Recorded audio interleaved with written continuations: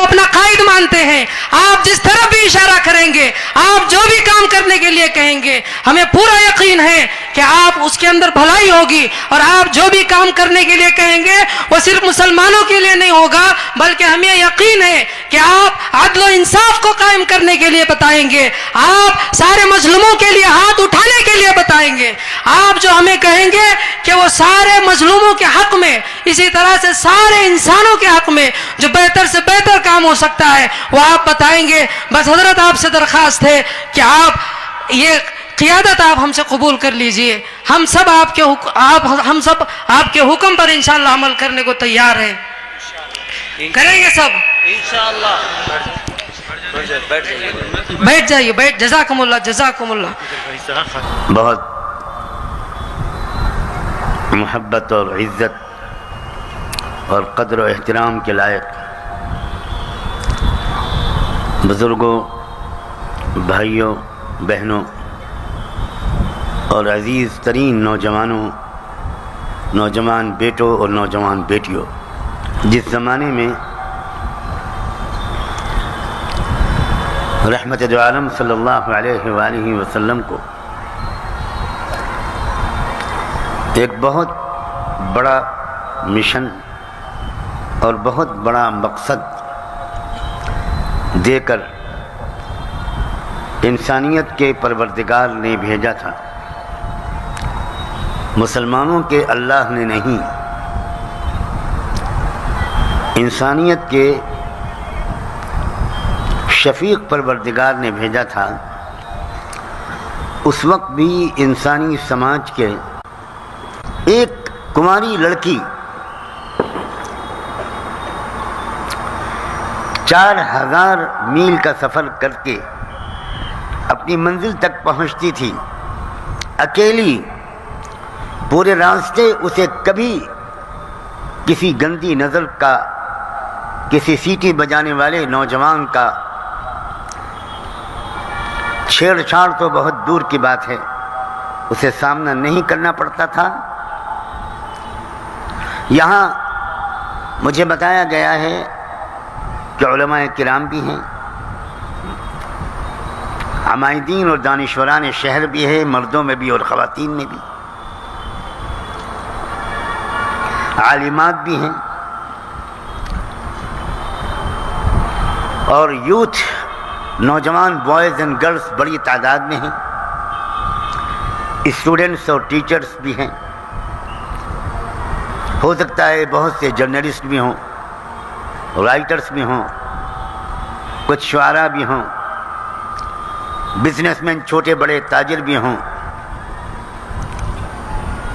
میں اللہ کرے مجھے یہ آج میرے لیے آسان ہو جائے کہ میں ہر ایک طبقے سے الگ الگ کچھ بات کروں. میں علماء سے ان کی مقام کے مطابق کچھ گزارشات کروں. پروفیشنل اور انٹلیکچوئل لیڈیز اینڈ جینٹس کی خدمت میں ان کے اسٹیٹس اور مرتبے اور مقام کے مطابق کچھ کہوں. پیرنٹس سے, والدین سے کچھ ان کی ذمہ داریوں کے بارے میں کچھ کہوں. تاجر حضرات سے ان سے الگ کچھ بات کروں. نوجوانوں سے وہ باتیں کہوں جو ان سے ریلیٹڈ ہیں. اور ضلع پرشاسن, پولیس آفیسرز, ڈسٹرکٹ ایڈمنسٹریشن, جن کے تعاون کے بغیر, جن کے پرمیشن کے بغیر اور جن کے ایماندارانہ مدد کے بغیر اس طرح کی سبھائیں جو 2 دن سے میں یہاں شریک ہونے کی سعادت حاصل کر رہا ہوں, یہ کبھی بھی ڈسٹرکٹ ایڈمنسٹریشن کی مدد کے بغیر منعقد نہیں ہو سکتی. تو ان کے شکریہ کے ساتھ ان سے بھی میں کچھ بات شاید کہنے کی کوشش کروں. پہلے میں ایک بات کہتا ہوں مختصراً. کہ یہ اتنا بڑا انقلاب، اتنی بڑی تبدیلی سماج میں کیسے آئی تھی. اتنا بگڑا ہوا سماج اتنا شاندار اور خوبصورت سماج میں کیسے بدل گیا تھا. اور یہ وہ تاریخی حقیقت ہے جسے کوئی جھٹلا نہیں سکتا. میں اس لیے اس کو نہیں مانتا ہوں کہ میں مسلمان ہوں، بالکل نہیں. میرے والد نے مجھے یہ ٹریننگ نہیں دی. میرے والد نے، جن کا بھی تذکرہ ہوا اور میرے دل کے تاروں کو چھیڑ دیا، ہمارے نوجوان میزبان نے ان کا تذکرہ چھیڑ کر، وہ عجیب مزاج کے انسان تھے. اس پوری صدی میں پوری دنیا کے 1 2 3 بڑے علماء کی کوئی لسٹ بنائی جاتی تو ان کے نام کے بغیر وہ لسٹ مکمل نہیں ہو سکتی تھی. میں نے ملکوں کے حکمرانوں کو ان کے سامنے دوزانو بیٹھا دیکھا ہے. جواہر لال نہرو جی کی تو بات ابھی آئی. 1976 میں میرے والد،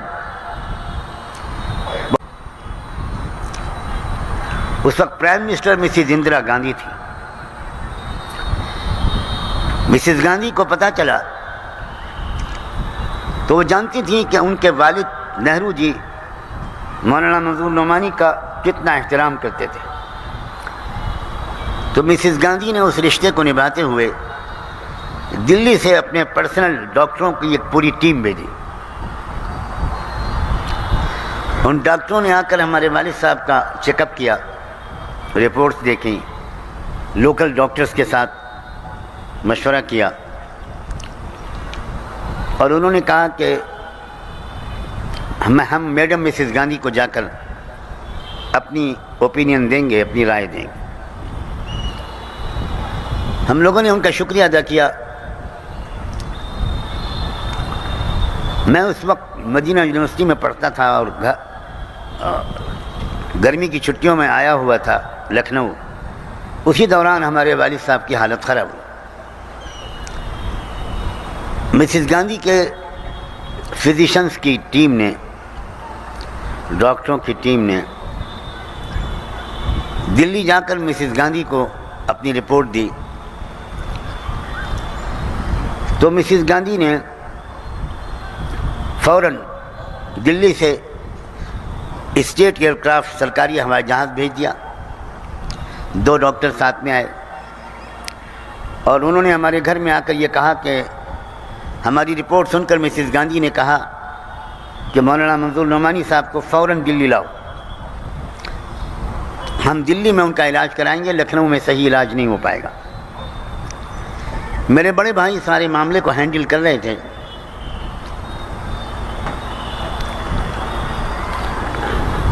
میری عمر تو اس وقت 20-21 سال تھی.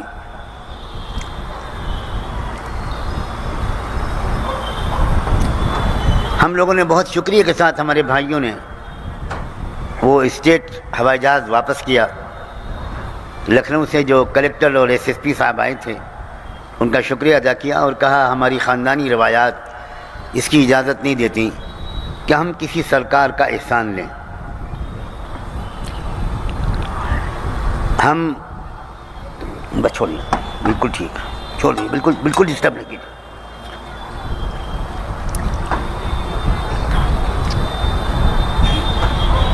شکریہ کے ساتھ ان کو واپس کیا. اگلے دن مسز گاندھی خود لکھنؤ آ گئیں.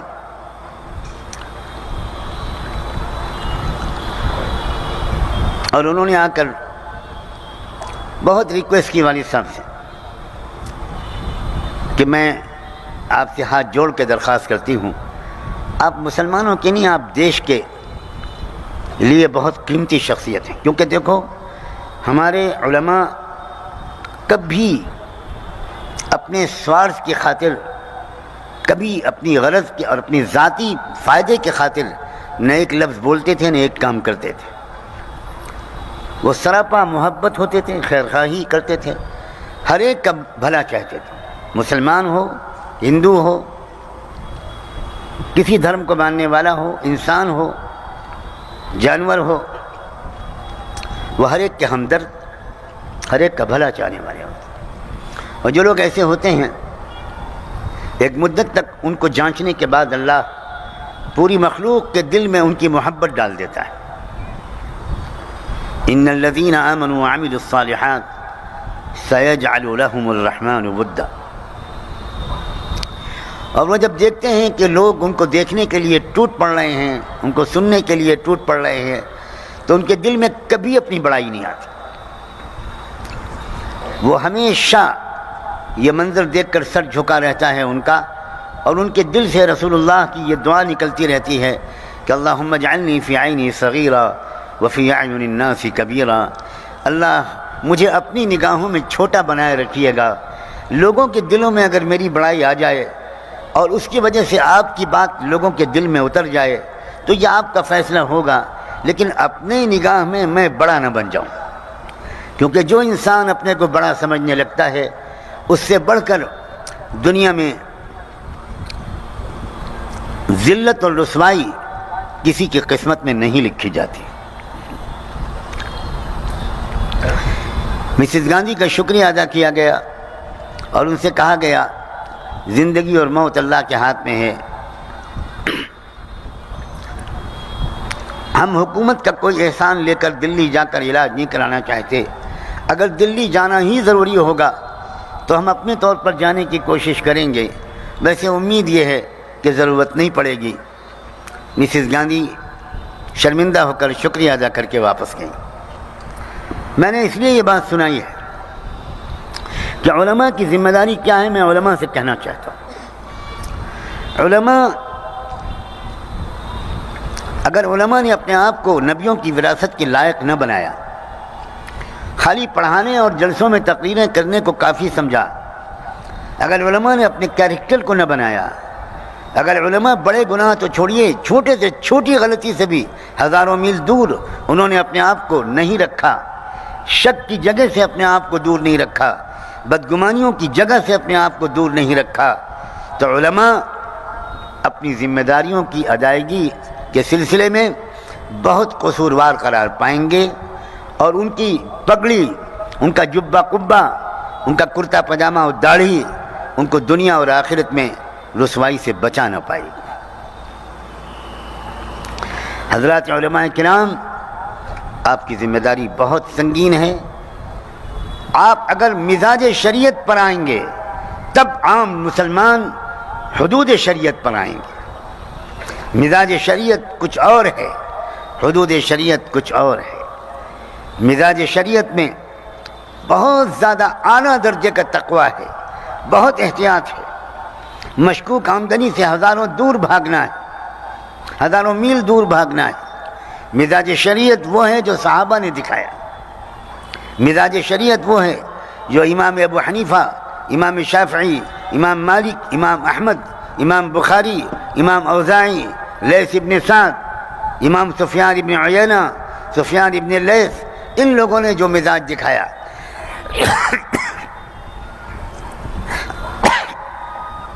تھوڑا سیدھا، اور اگر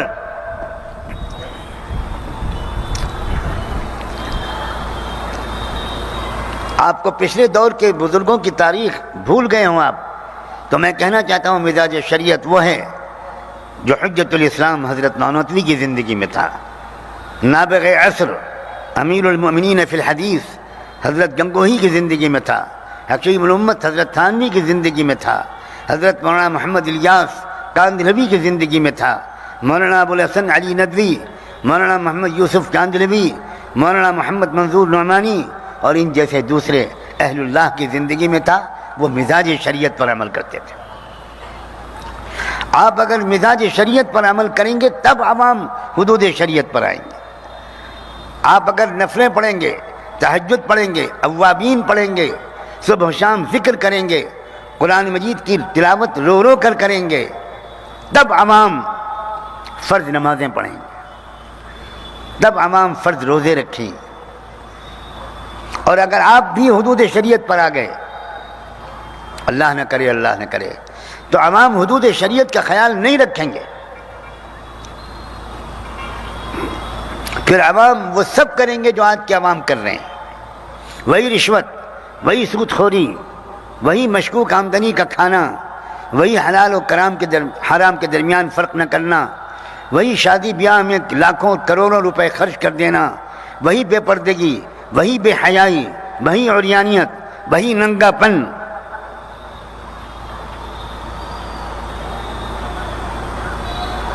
علماء کی خدمت میں عرض ہے کہ خدا کے واسطے اپنی ذمہ داری کو سمجھیے۔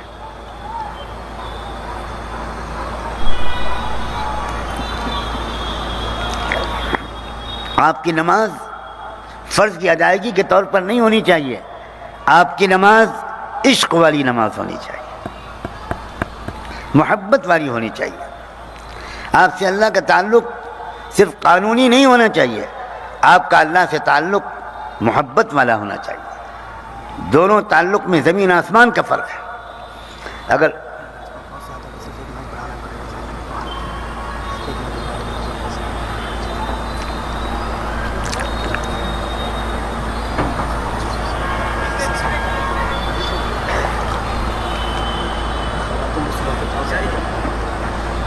تو انتظام پہلے کرنا چاہیے تھا بھائی، ہر وقت یہی ہوتا ہے۔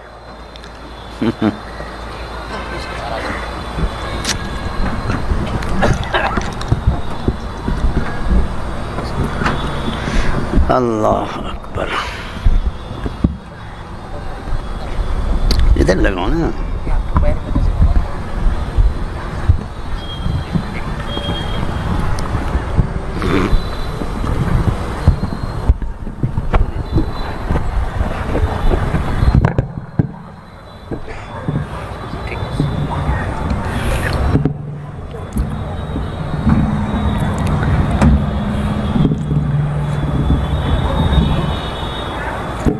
عوام علماء کو بہت اونچی سطح پر دیکھنا چاہتے ہیں، اور ہمیں ہر وقت اس بات کا خیال رکھنا چاہیے کہ عام بھائی اور بہن ہم سے کیا امید رکھتے ہیں۔ اگر عوام جماعت سے نماز صف اول میں روزانہ نہیں پڑھیں گے پانچوں نمازیں، تو عوام اپنی نمازیں چھوڑیں گے۔ نوجوان علماء میں سب کے سامنے ایک نہ کہوں تو بہتر ہے، بہت زیادہ ان کی زندگی میں گراوٹ آتی جا رہی۔ بہت کی باتیں علماء سے کہنے کی ہیں، مگر میں بہت کچھ کہہ چکا ہوں، اس لیے اسی وقت اکتفا کرتا ہوں صرف ایک بات کے اضافے کے ساتھ۔ جو عالم مدرسے سے نکل کر سیدھے امام بن جاتے ہیں اور مدرسوں کے استاد اور شیخ الحدیث بن جاتے ہیں، اور کسی عالم ربانی کی جوتیاں سیدھی نہیں کرتے، اس کی خلوت اور جلوت کو نہیں دیکھتے قریب سے، اس کے ساتھ رہ کر اخلاق نہیں سیکھتے، اخلاص نہیں سیکھتے، توکل نہیں سیکھتے، دعا نہیں سیکھتے، تقوی نہیں سیکھتے، اور عملی طور پر اسلام کا ایک نمونہ قریب سے دیکھ کر اس کی اچھائیوں کو اپنے اندر اتارنے کی کوشش نہیں کرتے، ایسے ہی لوگ علماء کو بدنام کرتے ہیں۔ کتابی تعلیم سے کوئی عالم باعمل نہیں بن سکتا۔ میں پھر دہراتا ہوں اس جملے سے، کتابی تعلیم سے کوئی عالم باعمل نہیں بن سکتا۔ اس کا بدتمیزی ختم نہیں ہوگی، اس کی بے ادبی ختم نہیں ہوگی، اس کا تکبر نہیں ٹوٹے گا، اس کا غرور نہیں ٹوٹے گا، اس کے اندر تواضع نہیں آئے گی، اس کے دل میں سوز نہیں آئے گا، اور سب کے لیے وہ محبت کے جذبات اس کے دل میں نہیں ہوں گے۔ وہ اپنے دل کے اندر چھپے ہوئے نفس کے بت کا پجاری ہوگا، وہ اللہ کا بندہ بن ہی نہیں پائے گا۔ دنیا کی نگاہوں میں وہ عالم، مولانا، امام اور یہ اور وہ ہوگا، لیکن حقیقت میں وہ یہ سب کچھ نہیں ہوگا، وہ نفس کا بندہ ہوگا۔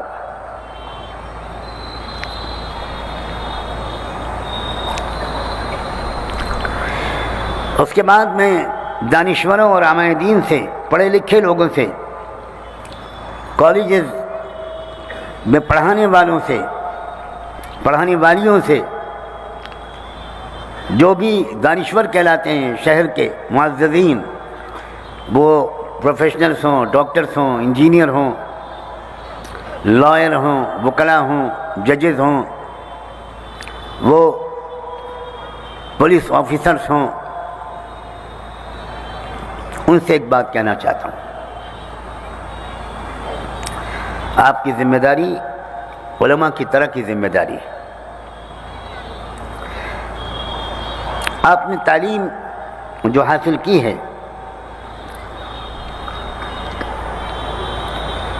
اس کا تقاضا یہ ہے کہ آپ ایک اچھے ایماندار شہری بنیں، خدمت کا جذبہ آپ کے اندر ہو. آپ کی ڈگری اور سوسائٹی میں اسٹیٹس کی وجہ سے آپ کے اندر غرور و تکبر نہ ہو. آپ ہفتے میں ایک آدھ مرتبہ غریبوں کی جھوپڑیوں میں جائیں اور وزٹ کریں، غریبوں کے پاس کچھ دیر بیٹھیں، ان کے بچوں کے بھی ایجوکیشن کی فکر کریں. آپ یہ کر سکتے ہیں کہ جو غریب پیرنٹس اپنے بچوں کو اسکولوں میں نہیں بھیج سکتے، آپ ان سے کہیں کہ بیٹا میں 1 گھنٹہ تم کو ٹیوشن دوں گا، 2 گھنٹے تم کو فری آف کاسٹ پڑھاؤں گا، آؤ تم آؤ، میں پڑھاؤں گا تم. اوپن اسکولنگ کے ذریعے غریبوں کو امتحان دلوائیے. ہماری بھارت سرکار نے national institute of open schooling کا سسٹم چلایا ہے. ان لوگوں کے لیے جو ڈراپ آؤٹ ہو جاتے ہیں، ان بچوں کے لیے جو اسکولوں میں داخل نہیں ہو پاتے، ان کے لیے گھر بیٹھے اوپن اسکولنگ کے ذریعے سے شاندار تعلیم کا انتظام ہمارے ملک میں ہے. اور میں دنیا بھر میں گھوم کر کہتا ہوں اوپن اسکولنگ کا نظام جتنا بڑا انڈیا کے اندر ہے اتنا پوری دنیا میں کہیں نہیں. اور حد یہ ہے، دانشور حضرات سے کہہ رہا ہوں، آپ اپنے بچے کو یونیورسٹی میں نہیں بھیج پا رہے ہیں. کوئی کسان، کوئی مزدور، کوئی غریب ہے، وہ یونیورسٹی میں ایڈمیشن نہیں دلا پا رہا ہے، تو اندرا گاندھی اوپن یونیورسٹی اگنو کے نام سے دنیا کی سب سے بڑی اوپن یونیورسٹی ہے. اس یونیورسٹی میں آپ بچوں اور بچیوں کو داخل کروائیے، ان کو پڑھائیے. اپنے شہر، اپنے ضلع، اپنے پڑوس، اپنے محلے کے انسانوں کو ایک شریف، امانتدار، ایماندار شہری بنائیے. وہ مسلمان ہوں یا نان مسلم ہوں، وہ ہندو ہوں یا کرسچن ہوں یا دلت ہوں، یا کسی چیز سے کوئی مطلب نہیں. اسلام تو ان چیزوں کو مانتا ہی نہیں. اسلام نے یہ کہا ہے کلکم من آدم وآدم من تراب، تم سب ایک ماں باپ کے بیٹے ہو اور آدم مٹی سے بنے تھے، تم بھی مٹی سے بنے ہو. ہم سب بھائی بھائی، ہم سب سگے بھائی بہن. یہ تو سیاست دانوں نے، راجنیت والوں نے اپنی کرسی کے لیے، ناجائز پیسہ لوٹنے کے لیے، ملک کے غریبوں کی کمائی کو لوٹنے کے لیے آپس میں لڑائیاں، نفرتیں پھیلانے کی کوشش کی ہے. اگر آپ دانشور حضرات، کاش کے دانشور حضرات، کاش کے ٹیچر، ڈاکٹر، انجینئر، وکیل، کاش کے جرنلسٹ اور پڑھے لکھے لوگ وہ صرف اپنی ڈگریوں سے صرف پیٹ پالنے کا کام نہ کرتے بلکہ سماج کو سدھارنے میں بھی کچھ حصہ لیتے تو ملک کا یہ حال نہ ہوتا. آپ کی خود غرضی ہے، یہ آپ کی اپنی فرائض کی ادائیگی میں کوتاہی کا یہ نتیجہ ہے جو ہم دیکھ رہے ہیں. اگر اس ملک میں اصلاح معاشرہ اور سماج کے سدھارنے کے کام کو بھی علماء نے اپنی صلاحیت کے مطابق اپنے ذمے نہ لیا ہوتا، جب دیکھو ہر جس چیز کے مسئلے میں دیکھو علماء کو اپنی ذمہ داری سنبھالنی پڑ رہی ہے. علماء انگلش میڈیم اسکول کھولیں، علماء اردو میڈیم اسکول کھولیں، علماء مسلم پرسنل لا کی لڑائی لڑیں، علماء لوور کورٹ سے لے کر سپریم کورٹ تک کے مقدمے لڑیں، علماء اردو زبان کی حفاظت کے لیے لڑائی لڑیں، علماء مسلم پرسنل لا بورڈ بنائیں، علماء مسلم مجلس مشاورت بنائیں، علماء ملی کونسل بنائیں، علماء دینی تعلیمی کونسل بنائیں، علماء دینی تعلیمی بورڈ بنائیں، علماء دارالقضا بنائیں، علماء دارالافتاء بنائیں. میں پوچھنا چاہتا ہوں ٹیچر حضرات کیا کر رہے ہیں؟ دانشور حضرات کیا کر رہے ہیں؟ گستاخی معاف.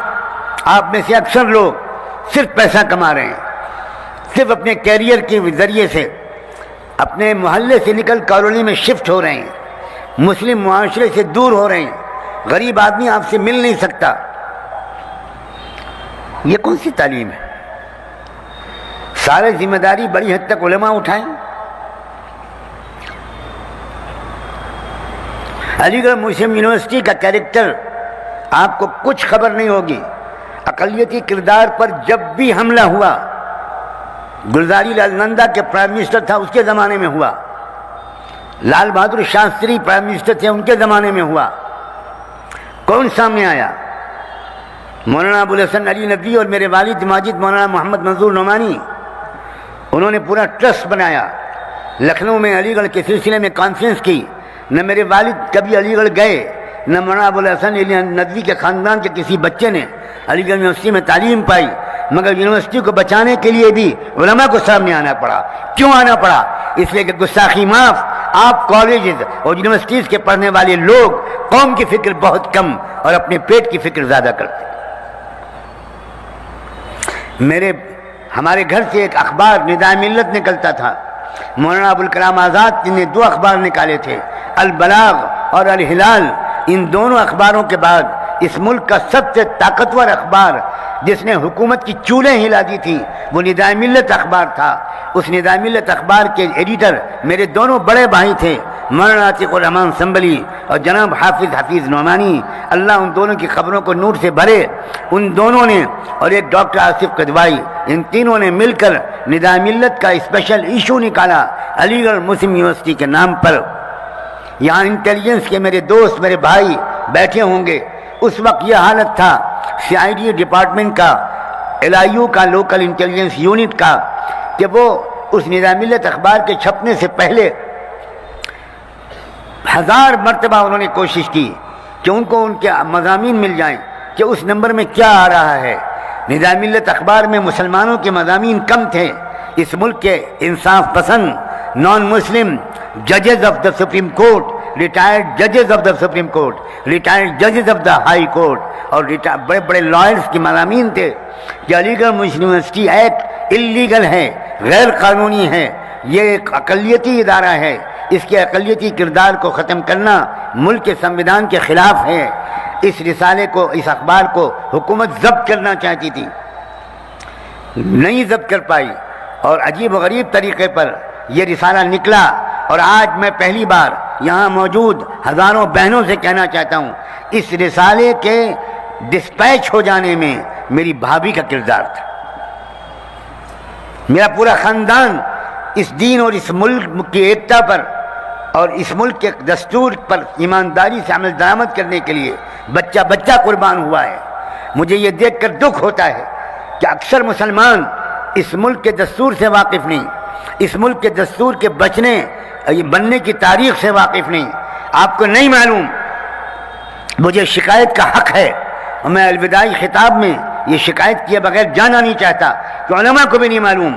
آپ ہزاروں بار یہ سنتے ہیں کہ اس ملک کا سنویدھان بابا صاحب ڈاکٹر بھیم راؤ امبیڈکر نے بنایا تھا. یہ بالکل جھوٹ ہے. دستور اور کانسٹیٹیوشن اور سنویدھان ایک کمیٹی نے بنایا تھا. اس کمیٹی کے چیئرمین بابا صاحب امبیڈکر تھے اور وہ بہت بڑے ماہر قانون تھے, لیکن اکیلے انہوں نے نہیں بنایا تھا. کاش کہ آپ میں سے کچھ لوگ جب دلی جاتے ہیں تو سوائے نہاری کھانے کے اور سوائے لال قلعہ گھومنے کے آپ کو کبھی توفیق نہیں ہوتی کہ آپ ٹیچر لوگ, آپ سو کالڈ پروفیشنل انٹلیکچوئل لوگ, آپ عمائدین شہر چند منٹ کے لیے پارلیمنٹ ہاؤس کی لائبریری میں چلے جائیں اور جا کر وہاں کانسٹیٹیوشن اسمبلی کی پوری ہسٹری جو جلدوں میں لکھی ہوئی ہے اس میں سے ایک جلد نکال کر پڑھیے. میں چیلنج کرتا ہوں, کوئی 4 صفحے ایسے نہیں ملیں گے جس میں مولانا حفظ الرحمان سیواروی اور مولانا حسرت موہانی کا دستور ساز اسمبلی میں انٹروینشن نہیں ملے. واقعی بھی نہیں ہم. ایسا معلوم ہوتا ہے جیسے ہم بغیر ماں باپ کے پیدا ہو گئے ہیں, ہم آم کے پیڑ سے ٹپک گئے ہیں. میں شکوہ کرتا ہوں علماء سے. مولانا حفظ الرحمان وہ شخصیت تھے جنہوں نے پورے دستور کے ایک ایک سطر پر نظر ثانی کیا اور جواہر لال نہرو کو کانسٹیٹیوشن اسمبلی میں 13 یا 14 بار مولانا حفیظ الرحمان السمہاروی نے ڈانٹا ہے، صرف گزارش نہیں کی ہے، ریکویسٹ نہیں کی ہے۔ ہمارے ملک میں یہ پوزیشن تھی ان علماء کی جو واقعی علماء تھے، ان دانشوروں کے جو واقعی دانشور تھے۔ آج تو نہ علماء ہیں، نہ دانشور ہیں۔ کسے کہتے ہیں دانشور؟ آپ نے ڈگری لے لی اور آپ دانشور ہو گئے؟ آپ کو تو شعور نہیں حلال اور حرام کا، آپ کو شعور نہیں کہ ہمارا ملک موجودہ سرکار کی رہنمائی میں کدھر جا رہا ہے، آپ کو شعور نہیں کہ ہمارا ملک دنیا کی بڑی طاقتوں کا اعلی کار بنا ہوا ہے۔ آپ کیا کردار ادا کر رہے ہیں؟ آپ ABCD پڑھا دی آپ نے جھوٹی ہسٹری پڑھا دی۔ میں چیلنج کرتا ہوں کہ جو ہسٹری کالجز میں آپ پڑھا رہے ہیں وہ اکثر جھوٹی ہسٹری ہے، بالکل جھوٹی ہسٹری ہے۔ میں ہسٹری کے ٹیچر سے کہتا ہوں کہ آپ مسلمان ہسٹورینز کی لکھی ہوئی کتابیں میں آپ کو سجیسٹ نہیں کروں گا۔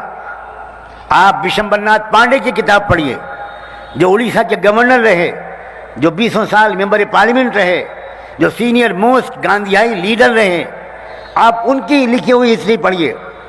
انہوں نے چیلنج کیا ہے کہ اس سے بڑھ کر کوئی جھوٹ نہیں کہ اورنگزیب مندر توڑواتے تھے۔ انہوں نے 50 فرمان تلاش کیے ہیں، کہاں سے ڈھونڈ کر لائے وہ کہ اورنگزیب نے فلاں مندر کو اتنی جائیداد دی، فلاں مندر کو اتنے لاکھ روپے دیے۔ جھوٹ ہے جھوٹ جو پڑھایا جا رہا ہے۔ لیکن کاش کہ آپ ٹیچر لوگ اپنی نسلوں سے کھلواڑ نہ کرتے، آپ اپنی نسلوں کو آن ریکارڈ تو وہی پڑھاتے جو آپ کو پڑھانے پر مجبور کیا جا رہا ہے، لیکن آف دا ریکارڈ آپ اپنے بچوں کو بتاتے کہ یہ جھوٹ ہے اور یہ ہے سچ، اور یہ ہے سچ کا ثبوت۔ پروفیسر آرنلڈ کی کتاب پڑھتے ہیں آپ، پریچنگ آف اسلام۔ میں علماء کی کتابوں کے حوالے نہیں دے رہا ہوں، آرنلڈ انگریز رائٹر تھا اور آرنلڈ نے لکھا ہے پریچنگ آف اسلام نام کی ایک کتاب۔ آپ نے کبھی نام بھی نہیں سنا ہوگا، آپ کیسے انٹلیکچوئل ہو گئے؟ پینٹ شرٹ پہن لی آپ نے، اب انٹلیکچوئل ہو گئے؟ ایبسلوٹ نان سینس ہے یہ بات۔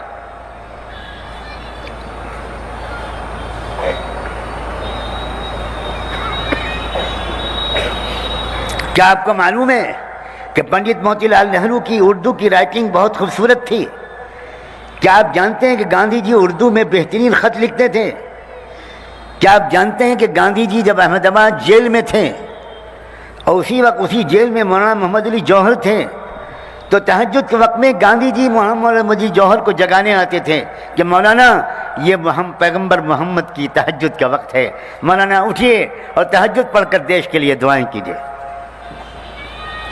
یہ ہماری جہالت ہے جس نے ہمیں اس جگہ پر پہنچایا ہے۔ ان پڑھ لوگ اور چوتھی پاس راجا لوگ وہ ہماری عزت سے کھیل رہے ہیں، اس میں وہ بھی تو مجرم ہیں، لیکن وہ ہماری جہالت کا فصل کاٹ رہے ہیں۔ ہماری کامچوری، ہماری خیانت، ہماری اس ملک سے غداری، ہماری اس ملک سے بے وفائی۔ آج ہم کو ملک کا وفادار ثابت کرنے کے لیے کسی کے سرٹیفکیٹ کی ضرورت ہے؟ میں نظامی اخبار کا ذکر کر رہا تھا، میری بھابھی، مسئلہ یہ ہوا کہ پریس میں چھپ تو گیا لیکن ہر طرف CID کا پہرا تھا، پولیس گھیرے ہوئے تھی چاروں طرف سے۔ میرے بڑے بھائی کے گھر کو، پرنٹنگ پریس کو، جس پریس میں وہ رسالہ چھپ رہا تھا وہ میرے بڑے بھائی کے گھر کے نیچے تھا، اور چاروں طرف سے وہ پولیس اور انٹیلیجنس کے لوگ گھیرے ہوئے تھے کہ جب چھپ کے نکلے گا تو ہم اس کو ضبط کر لیں گے، نہیں جانے دیں گے۔ ریلوے کے ڈاکخانے میں جہاں سے اخبار اور رسالے پوسٹ ہوتے ہیں وہاں تک ہم نہیں جانے دیں گے۔ میں سلام بھیجتا ہوں میرے بڑے بھائی کو، اور میں سلام بھیجتا ہوں کہ میں اپنی بھابھی کو، اللہ ان کو جنت کا اعلیٰ رتبہ عطا فرمائے۔ اور آج کی عورتوں کو، اگر مردوں کو سبق لینے کی توفیق نہیں ہے تو عورتوں کو سبق لینے کی توفیق ملے۔ میری بھابھی نے کہا آپ کیوں پریشان ہوتے ہیں؟ میں تانگا منگواتی ہوں اور تانگے میں بستر بھی رکھتی ہوں، اور آپ اپنے اخبار کے سارے بکسے اس پر رکھ دیجیے، اس میں رکھ دیجیے، اور میں نکلوں گی۔ اس طرح وہ لوگ سمجھیں گے کہ میں تو کہیں سفر پہ جا رہی ہوں، تو مجھے تو نہیں چھیڑیں گے، میں اکیلی عورت ہوں، وہ کیا جانے کہ اس میں اخبار رکھا ہوا ہے۔ اس طرح ہماری بھابھی نے رسک لے کر ٹانگے پر رکھ کر وہ ہزاروں کاپیاں اس اخبار کی لے کر گئیں وہ، اور وہ بس اسٹینڈ گئیں، اور میرے بھائی نے پلاننگ کر کے کہا کہ دیکھو پیچھے دیکھتی رہنا، اگر تم کو کوئی شک لگے کہ تمہارا پیچھا کر رہا ہے تو تم بس پہ بیٹھ کے بارہ بنکی چلی جانا، لیکن اگر تم کو یہ محسوس نہ ہو کہ کوئی پیچھا نہیں کر رہا ہے تو تم تانگا لے کر ریلوے اسٹیشن پہنچو، میں بھیجتا ہوں 1-2 آدمیوں کو، سارا انتظام کریں گے۔ پوری گورنمنٹ حیران رہ گئی کہ 10,000 اخبار میری بھابھی کی قربانی اور ہمت اور بہادری کے نتیجے میں 3 گھنٹے کے اندر لکھنؤ سے روانہ ہو گئے۔ کہاں چلے گئے لوگ؟ کون کہتا ہے کہ 25 کروڑ اور 30 کروڑ مسلمان اس ملک میں؟ میں ماننے کو تیار نہیں ہوں۔ میں نہیں مانتا کہ اس ملک میں 1 کروڑ بھی مسلمان۔ کیا مسلمان ہونے کے لیے کرتا پاجامہ پہننا کافی ہے؟ کیا مسلمان ہونے کے لیے ٹوپی اور داڑھی کافی ہے؟ کیا مسلمان ہونے کے لیے برقع کافی ہے؟ مسلمان ہونے کے لیے اپنے وطن سے محبت ضروری ہے، اپنے ملک سے وفاداری ضروری ہے، اپنے ملک کو چوروں اور ڈاکوؤں کے ہاتھ میں نہ جانے دینے کے لیے ہر ممکن کوشش کرنا ضروری ہے۔ کوئی بے چین نہیں ہوتا۔ میں اپنے ساتھیوں کو دیکھتا ہوں، 1% بے چینی کسی ساتھی کے دل میں نہیں آتی۔ میں رات بھر کروٹیں لیتا رہتا ہوں، نیند کی گولیاں کھاتا ہوں، نیند نہیں آتی، اور یہ لوگ کھرراٹے لے کر فجر کی نماز بھی کھو دیتے ہیں۔ ٹرین کا اسٹیشن بھی گزر جاتا ہے، انہیں ہوش ہی نہیں ہوتا کہ ہم کو اٹھنا ہے، اس لیے کہ وہ صرف مکار ہیں۔ ان کے دل کے اندر کوئی آگ نہیں لگی ہے کہ میرا یہ ملک حضرت گنگوہی کا ملک، حضرت نانوتوی کا ملک، مولانا فضل الرحمان کا ملک، خواجہ معین الدین چشتی کا ملک، نظام الدین اولیاء کا ملک، فضل الرحمان گنج مراد آبادی کا ملک، سلطان الاولیاء کا ملک، سلیم ناگوری کا ملک کس رخ پر جا رہا ہے؟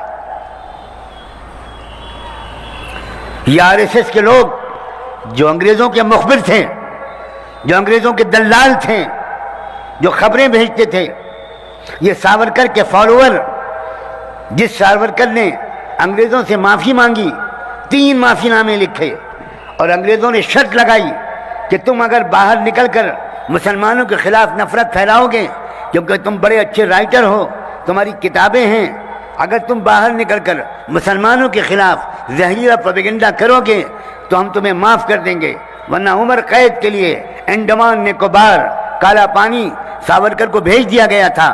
شاید آپ میں سے کسی کو یہ بات نہیں معلوم ہوگی، اس لیے کہ آپ صرف کھانے کمانے اور بچے پالنے میں مصروف ہیں، آپ کو پڑھنے کا بالکل موقع نہیں ہے۔ کیسے انٹلیکچوئل ہیں آپ؟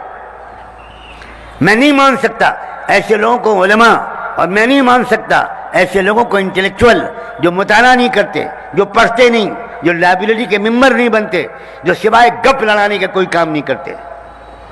کتنا قیمتی وقت اب تک آپ ضائع کر چکے ہیں، آخرت میں آپ اس کا حساب نہیں دے پائیں گے۔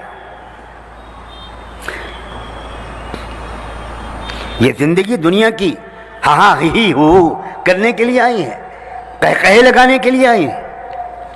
اس زندگی میں اللہ نے تھوڑا سا ریلیکس ہونے کی ہم کو اجازت دی، تھوڑا سا سو جاؤ، تھوڑا سا کھا پی لو، تھوڑا بچوں سے پیار کر لو۔ یہ صرف اس لیے ہے کہ تم تھوڑا سا ریلیکس ہوگے تو ایک نئی انرجی کے ساتھ اگلے 18 گھنٹے تم انسانیت کی خدمت کرو گے۔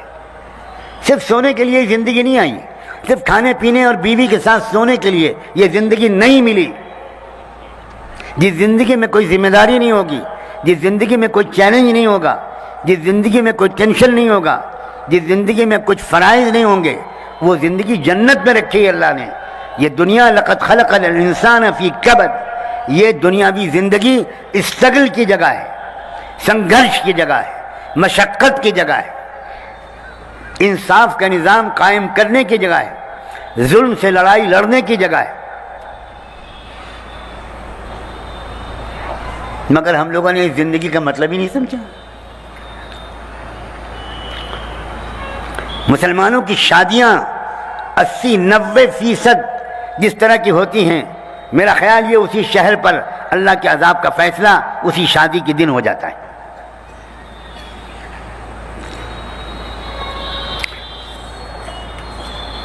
یتیموں کے لیے آپ کے پاس پیسے نہیں ہیں، بیواؤں کے لیے آپ کے پاس پیسے نہیں ہیں، فزیکلی چیلنج لوگوں کے مدد کے لیے آپ کے پاس پیسے نہیں ہیں، بیماروں کے علاج کے لیے آپ کے پاس پیسے نہیں ہیں، لیکن بیٹی کی شادی پر سودی قرضہ لے کر اپنی دولت مندی کا جھوٹا تماشا دکھانے کے لیے آپ کے پاس پیسے ہیں۔ اعلان کر دیجئے کہ ہم مسلمان نہیں ہیں.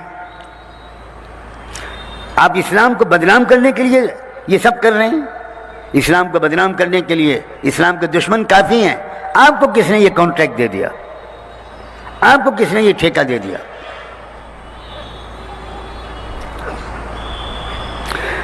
کاش کہ ہمارے ٹیچرز، ڈاکٹرز، انجینئرز، وکلاء، یہ سارا طبقہ یہ بھی اپنی ذمہ داریاں ادا کر رہا ہوتا تو آج ہماری حالت اتنی خراب نہ ہوتی. میں اس سب کے لیے نہیں کہہ رہا ہوں، میں جنرلائز نہیں کر رہا ہوں.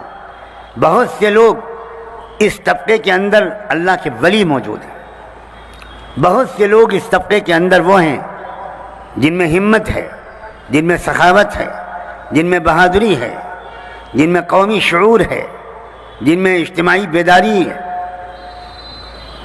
لیکن اکثریت کا حال اچھا نہیں. میں آپ سے گزارش کرتا ہوں، جیسے میں نے کل بھی کہا تھا کہ بس انف بہت ہو چکا. اب آپ تھوڑا سا احساس کا ثبوت دیجئے اور ان لوگوں کے پاس سفر کر کے جائیے. اگر آپ کو پتہ چل جائے کہ فلاں جگہ میں جاؤں گا، ہم جائیں گے تو ہمیں تربیت ملے گی، ہمیں رہنمائی ملے گی. رہنمائی آپ کو وہ دی جائے گی جس سے اس ملک کی ترقی ہو. ہم بار بار اس کا ثبوت پیش کرتے ہیں کہ ہم سے بڑھ کر ہر نازک موقع پر اس ملک کا خیر خواہ کوئی نہیں ہے. مزدور جب پھنسے اتراکاشی کی سرنگ میں تو کون کام آیا؟ منا قریشی، وکیل خان، لیفٹیننٹ کرنل سید حسین، ناصر، ان کی ٹیم کام آئی. 41 دن تک مشینیں لائی آئیں، بڑی بڑی ٹیکنالوجی استعمال کی گئی. امریکہ سے مشین منگوائی گئی، وہ مشین بھی ٹوٹ گئی. اور بالآخر دلی سے اس ٹیم کو، جس کے چیمپئن مسلمان تھے، ان کو بلایا گیا جو انتہائی رسکی کام کرتے ہیں. باریک سی گڑھا کھود کر اس کے اندر اس سے اترتے ہیں. وہ آسان کام نہیں ہے، بہت مشکل کام ہے. لیکن وہ پوری ٹیم اتری، اور پوری ٹیم جب اتری تو ان سب مزدوروں کو اسی راستے سے زندہ سلامت باہر لے کر آئی. یہ ہے مسلمان. تم قدر نہیں کرتے مسلمانوں کی، تم اس ملک کا نقصان پہنچاتے ہو. میں اب بھی تم کو سمجھاتا ہوں، اے ملک کے چلانے والوں، اے مہاراشٹر کی سرکار والوں، اے دلی میں بیٹھ کر راج کرنے والوں، اگر تم اس ملک کے وفادار ہو تو تم مسلمانوں پر بھروسہ کرو. ان کو نازک موقعوں پر اس ملک کی خدمت کا موقع دو. ہر کچھ دن کے بعد ایک شخص کا نام آتا ہے کہ پاکستان کی جاسوسی ایجنسی کے ہاتھ وہ بھارت کے ڈیفنس کے راز بیچتا ہوا پایا گیا. ہر 2-4 مہینے کے بعد ایک نام آتا ہے. اور میں چیلنج کے ساتھ کہتا ہوں، 20 سال ہو گئے، ایک بھی مسلمان کا نام ملک کے رازوں کو پاکستان کے ساتھ یا چائنا کے ساتھ بیچنے والا آج تک نہیں سامنے آیا. اس قوم کو تم کہتے ہو یہ دیش دروہی ہے.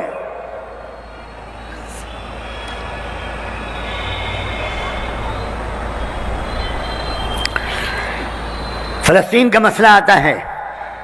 سجاد نعمانی جب فلسطین کے حق میں بیان دیتا ہے، جب سجاد نعمانی اسرائیل کو کنڈم کرتا ہے، اور جب سجاد نعمانی وہ ایک اپیل کرتا ہے انٹرنیشنل کمیونٹی سے، بھارت کی پولیٹیکل لیڈرشپ سے، سینٹرل گورنمنٹ سے، کہ بھارت اپنے پرانے موقف پر قائم رہ کر اس وقت فلسطینی مظلوموں کا ساتھ دے،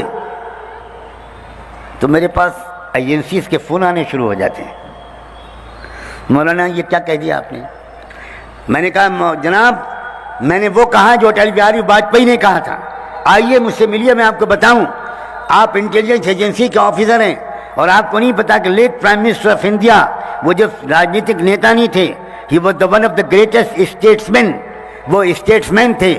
اٹل بہاری واجپئی نے یونائٹڈ نیشنز میں تقریر کی تھی، اور یہاں بہت بڑی سبھا کی تھی انہوں نے انڈیا میں، اور ایک بہت بڑی پبلک سبھا میں بہت زور و شور سے کہا تھا کہ بھارت عربوں کے ساتھ ہے اور اسرائیل سے کہتا ہے کہ جتنی زمین عربوں کی چھین کر اسرائیل نے قبضہ کی ہے اس کو واپس کرنا پڑے گا.